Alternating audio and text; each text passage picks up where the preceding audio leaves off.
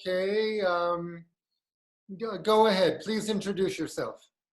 Very good. My name's Tracy Chipman. I live in northwestern Wisconsin in the United States. And what a joy to be in such amazing company. Thank you so much, Eric, and all of the folks behind the scenes that are pulling this off. It's extraordinary. So the story that I'd like to share with you today is a story called The Cailleach at the End of the World. And the word Cailleach is a Scottish Gaelic word that means old woman. It might be the old woman who lives next door, and it might be the old woman, as in a mythic context.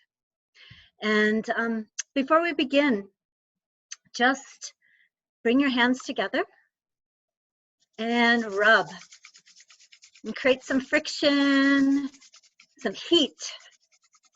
Just kind of warm the body up. We've been sitting, right? And then pull the hands apart and feel that resonance. And bring your hands to your eyes so that you may see these stories. Bring your hands to your ears so that you may feel and hear these stories. Bring your hands to your throat so that if it speaks to you, you may tell one or more of these stories. Bring your hands to your heart so that you may feel another way of hearing these stories. And then last, bring your hands to your belly so that you may digest this story and all the stories from today, for they are a feast. Once upon a time, and just last week, in a cave at the very end of the world, there lives an old cailleach, an old woman. She can never remember a time when she wasn't living in this cave. The old cailleach has two jobs. She sits at a loom. All around her, the cave listens in as she weaves. The cave drip, drip, drips its water. The moss soaks it up. And she pulls from a pile of thread on the floor, and she weaves in and under and over and through. Some say that if she were to stop weaving, that the world might come to an end. As she weaves, she sings songs of love and joy, songs of sorrow. She tells stories. Sometimes she howls as the moonlight spills into the cave. And sometimes she sits in silence, weaving. Her long, white, luminous hair spilling down her back like a river. The lines on her face like a map, going every direction, each one, each wrinkle, each line, a great story. So as she weaves, also in the cave with her is a fire. And on the fire is a great black pot.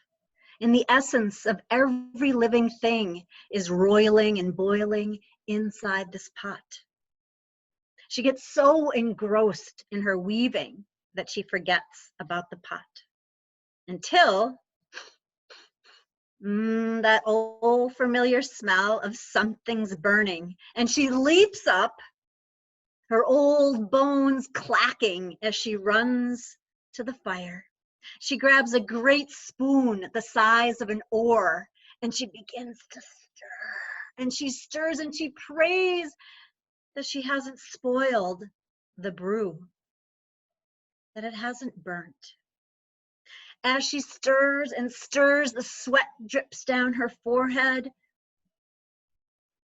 Now, on the other side of the cave, two beady black eyes are watching. Raven. Raven has been watching, always watching, and waiting for this moment.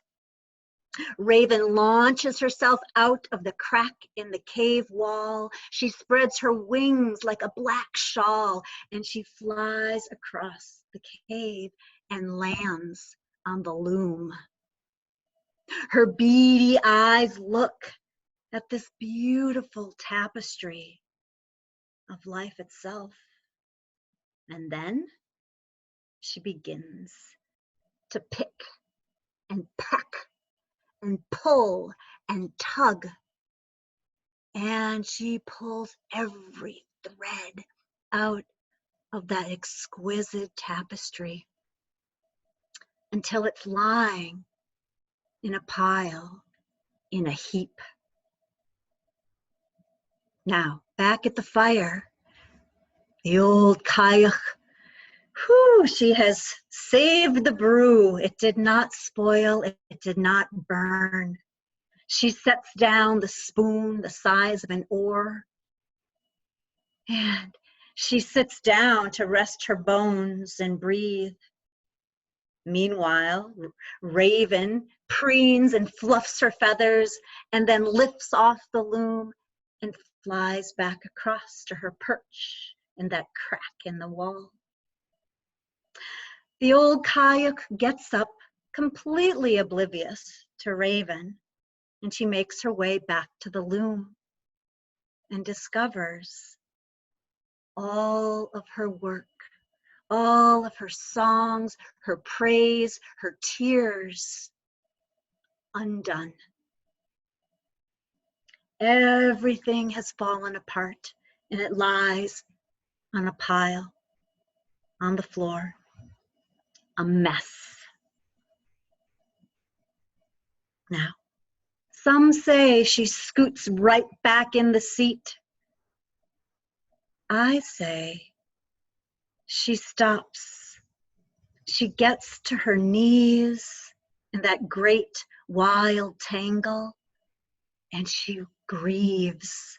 She cries, salt tears running like rivers down her face into that mess of thread and yarn and ribbon and rags. After all the tears, after she has grieved cleanly, she sits in that still, quiet space, only hearing the drip, drip, drip of the moisture in the cave. She regards the tangle, the mess, and then one bright ruby red thread catches her eye, and her eyes widen, and she reaches down and she pulls it up, and she begins again, in and under and over and through, and she weaves and she weaves and she weaves, and that's it. As they would say in the Outer Hebrides, where perhaps this story came from originally, Shinagate, which means that's it. Thank you.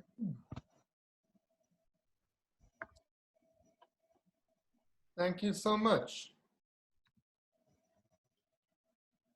Can you say a word about why you chose to tell this story today? Well, I think we are there at the end of the world. Everything's been undone. The weaving that was what was before is now a mess. And Trickster, which I think there's no surprise that it's known as COVID, and I would say Corvid-19, Raven, Trickster, has come. And so the story just speaks to that when things unravel and it all falls apart. And I first heard the story from mythologist Sharon Blackie many years ago, and I've also heard a version from Michael Meade. And I've been telling it for years, and it seems more than appropriate now. So that's it. Thank you. And thank you for telling it so gently. Okay, Rona, are you ready? Are you, Rona Liebenthal, are you? I am. Yep. Okay.